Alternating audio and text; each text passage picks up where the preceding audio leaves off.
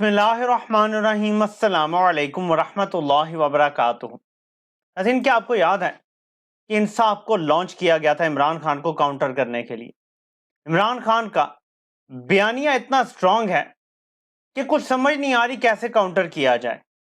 انصاف کو لانچ کیا گیا اور لانچ ہونے کے چند گھنٹے بعد یہ ٹھس کر گئے تھے۔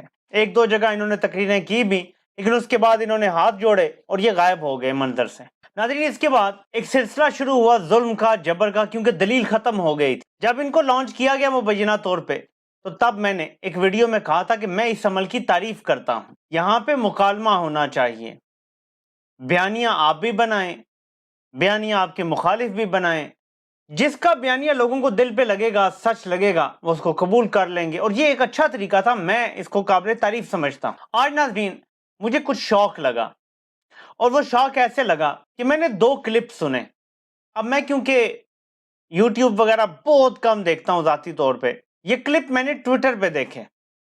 ایک کلپ میں انجینئر محمد علی مرزا صاحب یہ کہہ رہے ہیں کہ عمران ریاض خان نے، یعنی اسٹیبلشمنٹ کے کہنے پہ، میں آپ کو کھل کے بتا دیتا ہوں، اسٹیبلشمنٹ کے کہنے پہ فائلیں شائلیں جو انہوں نے دکھائیں، عمران ریاض خان جھوٹے الزامات لگاتے رہے۔ اس وجہ سے جو ان کے ساتھ ہوا ہے، وہ سفر اسی لیے کر رہے ہیں، یعنی حب الوطنی کے نام پہ جو وہ جھوٹ بولتے رہے، وہی حب الوطنی انہیں بھی آ کے ڈس گئی ہے۔ یعنی یہ کہنے کی کوشش کی، اور یہ مجھے نہیں پتا کہ یہ نیا کلپ ہے یا پرانا کلپ ہے، لیکن میں آپ کو پوائنٹ کچھ اور سمجھانے جا رہا ہوں۔ یہاں تک بھی کہا کہ عمران ریاض میرے اسٹوڈنٹ ہیں، لیکن یہ ان کے ساتھ وہی ہوا ہے جو وہ ڈیزرو کرتے ہیں، یعنی میں آپ کو سمپل الفاظ میں بتا رہا ہوں۔ پھر ایک اور کلپ میرے سامنے آیا، میری جہاں تک ذاتی رائے ہے وہ شاید 6-7 ماہ پرانا کلپ ہے، عمران خان کی گرفتاری سے شاید پہلے کا کلپ ہے، اور اس میں موصوف فرماتے ہیں کہ عمران خان ایک ناکام انسان ہے۔ عمران خان خود کو فرشتہ کہتے تھے، پتہ نہیں کس کس طرح سے تعریفیں کر دی جی، عمران خان یہ دعویٰ کرتے تھے، وہ دعویٰ کرتے تھے، تو ہم ان کا تو مقابلہ نہیں کریں گے نواز شریف سے، زرداری سے، ہم ان کو ان کے دعووں پہ پرکھیں گے، اور وہ ناکام انسان ہے۔ میرے لیے یہ 2 چیزیں شاکنگ تھیں۔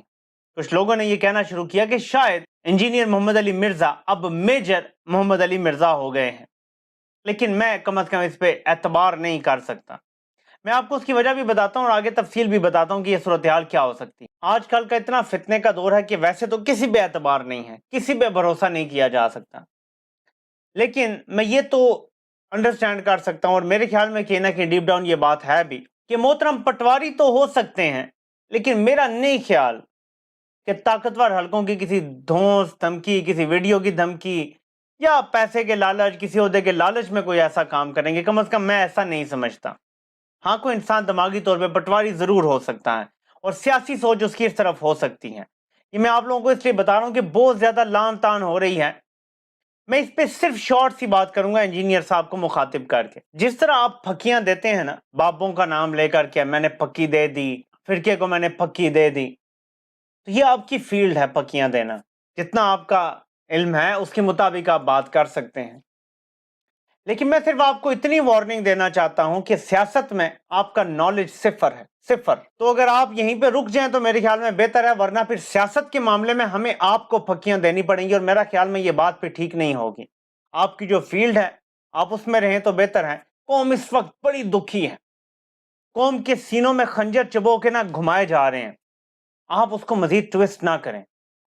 اس ٹائم اگر ظالموں کے خلاف بول نہیں سکتے نا، تو مظلوموں کو تکلیف نہ دیں مزید۔ بس اتنی بات کہنا چاہوں گا، آپ نے ان بیانات سے مظلوموں کو تکلیف دی ہے، ظالم کے ہاتھ مضبوط کیے ہیں، اور اس بارے میں مجھے آپ کو دین کا حکم بتانے کی بالکل ضرورت نہیں ہے، جو آپ کو یقیناً پتا ہے کہ ظالم اور مظلوم کے حوالے سے قرآن کیا کہتا ہے۔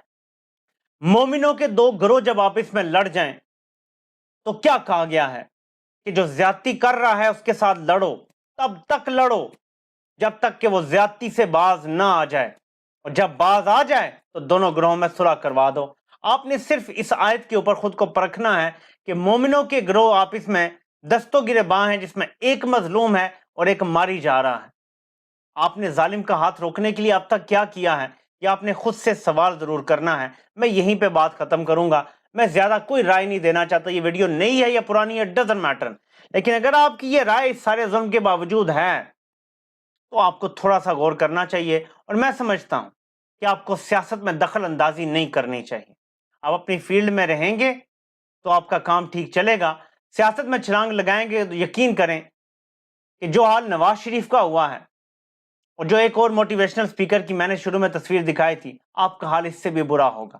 جب اللہ عزت دیتا ہے تو میرے خیال میں اس عزت کا خیال رکھنا چاہیے۔ اس وقت واضح خلق نکارہ خدا ہے، اس کو یہی سمجھیں اور اس سے ٹکر مت لیں تو زیادہ بہتر ہے۔ صرف اتنی سی بات کرنا چاہوں گا اور یہ میرا آپ کو چیلنج ہے۔ آپ عمران خان کی 27 سالہ سیاسی زندگی قوم کے سامنے ہے اور اس کے کلپس بھی موجود ہیں۔ ایک جگہ بتا دیں جب عمران خان نے کہا میں فرشتہ ہوں، جبکہ میں آپ کو 20 کلپس نکال کے دے سکتا ہوں۔ یہ میرا چیلنج ہے آپ کو، جس میں عمران خان کہتا ہے کہ میں ایک گناہگار انسان ہوں، میں اللہ سے معافی مانگتا ہوں اپنے گناہوں کی، میں پرفیکٹ نہیں ہوں۔ عمران خان نے آج تک اپنے کسی گناہ سے انکار نہیں کیا، اور آپ کہہ رہے ہیں جی وہ تو فرشتہ کہتا ہے اپنے آپ کو، وہ یہ کہتا ہے۔ وہ نہیں کہتا، عوام اس کو مانتے ہیں، اس کے بدترین مخالف بھی اسے کرپٹ نہیں مانتے۔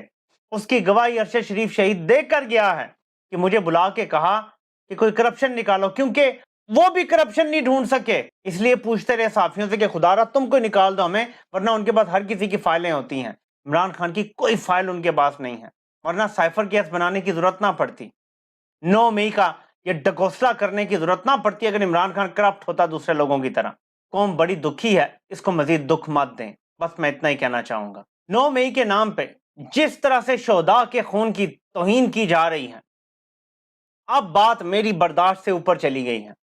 سب برداشت کیا جا سکتا ہے، ہم عوام ہیں، سویلینز ہیں، ہم یہ ظلم برداشت کر لیں گے، لیکن جو شہداء کے ساتھ کیا جا رہا ہے، وہ سویلین ہوں یا وردی والے ہوں، دونوں میں آپ بتا رہا ہوں، شہداء کے ساتھ جو کیا جا رہا ہے یہ ظلم ناقابل برداشت ہے۔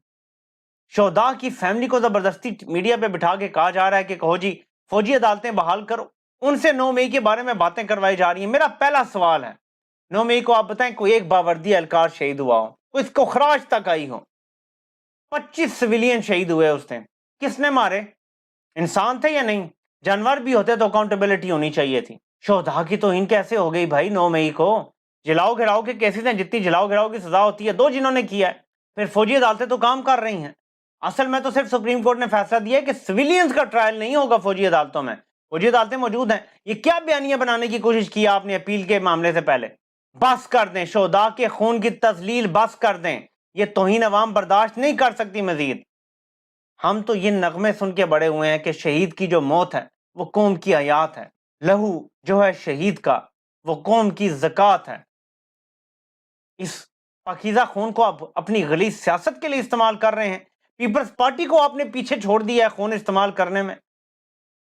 کچھ شرم کر لیں، کچھ حیا کر لیں تھوڑی سی، اب بس کر دیں۔ اب یہ وسلم جاوید کو آج 5ویں یا 6ٹھی بار عدالت نے رہا کیا، پھر پولیس آگے اسے لے گئی۔ ان کے وکلاء سے کہہ رہی ہے پولیس کہ جی پریس کانفرنس کرائیں، ہماری بھی جان چھڑوائیں، اپنی بھی چھڑوائیں اور گھر جائیں۔ آگے سے سنم جاوید کہتی ہیں جی میں نے نہیں کرنی پریس کانفرنس، جتنے مرضی کرنے ہیں کیس مجھ پہ کر لو۔ الیکشن میں کھڑی ہو گئی نا، نواز شریف کا باپ بھی نہیں ہرا سکتا اسے۔ یہ اوقات ہے آپ کی۔ صبح سروے انشاءاللہ ڈالوں گا جو میں نے رکھا ہوا ہے، پتہ چلے گا آپ کو کہ اس ٹائم پاکستان میں ایک بندے کے علاوہ جو دوسرا سب سے زیادہ قابل نفرت شخص ہے نا وہ نواز شریف ہے۔ وہ ایک بندہ کون ہے وہ تو میں نے آپ کو بتا دیا ہے، وہ شہیدوں کے خون کا سودا کر رہا ہے، شہیدوں کے خون کا استعمال کر رہا ہے، شہیدوں کے نام پہ قوم کو تقسیم کر رہا ہے۔ میڈیا چینل کے اندر جو انتخاب ہوا ہے 12 بجے تک کوئی نتیجہ نہیں، اور یہ بالکل ٹریلر سمجھ لیں آپ عام انتخابات کا۔ 8 فروری کو بھی یہی ہونا ہے۔ حسین آپ کے لیے سمپل کام ہے، ووٹ ڈال کے گھروں کو مت بھاگ جائیے گا۔ الیکشن فروری میں ہو رہے ہیں، یہ تقریباً ملک کے 70 to 75% علاقے میں ایسا موسم ہوگا جب بہار آنے والی ہوتی ہے۔ ایکسٹریم ٹھنڈ نہیں ہوگی، ایکسٹریم گرمی بھی نہیں ہوگی، پلیزنٹ موسم ہوگا، اور دن کے ٹائم اگر دھوپ بھی ہوئی ایک سکون کا موسم ہوگا۔ ووٹ ڈال کے گھروں کو مت بھاگیے گا، اپنے ووٹ کی حفاظت کیجیے گا۔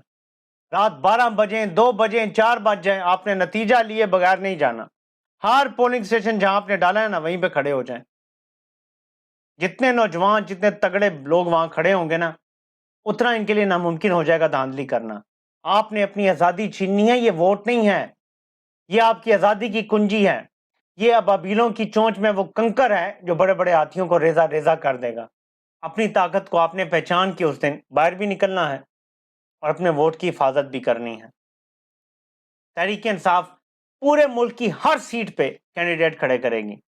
یہ پہلی بار ایسا ہوگا کہ کوئی سیاسی جماعت 100% سیٹوں پہ کینڈیڈیٹ کھڑے کرے گی۔ اس کے بعد باقی کام عمران خان کا نہیں بلکہ عوام کا رہ جائے گا. وہ اپنے حصے کا کام کر چکا ہے, اب وہ جیل میں ہے, اب باقی کام عوام کا ہے. کیا وہ اپنی آزادی کو اہمیت دیتے ہیں؟ کیا وہ خودداری کو اہمیت دیتے ہیں؟ کیا قومی غیرت کو وہ اہمیت دیتے ہیں؟ کیا ماں بہنوں کی جو عزتیں اچھالی گئی ہیں ان کو وہ حیثیت دیتے ہیں؟ کیا ارشد شریف کی شہادت کا بدلہ وہ لینا چاہتے ہیں؟ کیا ذلِ شاہ کو جس طرح بے دردی سے مار کے سڑک کے کونے میں پھینک دیا گیا, کیا قوم اس کا بدلہ لے گی؟ کیا معظم جس کو گولی لگ گئی عمران خان کے شوٹر کو پکڑنے کی کوشش میں, کیا قوم اس کا بدلہ لے گی؟ قوم کے لیڈر عمران خان کو گولیاں ماری گئیں, پھر اس کے بعد جوڈیشل کمپلیکس میں قتل کرنے کی کوشش کی گئی, پھر گربان سے پکڑ کے گھسیٹا گیا, کیا قوم اس کا بدلہ لے گی؟ یہ سب 8 فروری کو آپ کو پتہ چل جائے گا. آپ سے انشاءاللہ پھر ملاقات ہوتی ہے. اللہ پاک آپ سب کا حامی و ناصر ہو. آپ سب کے سننے کا بہت بہت شکریہ.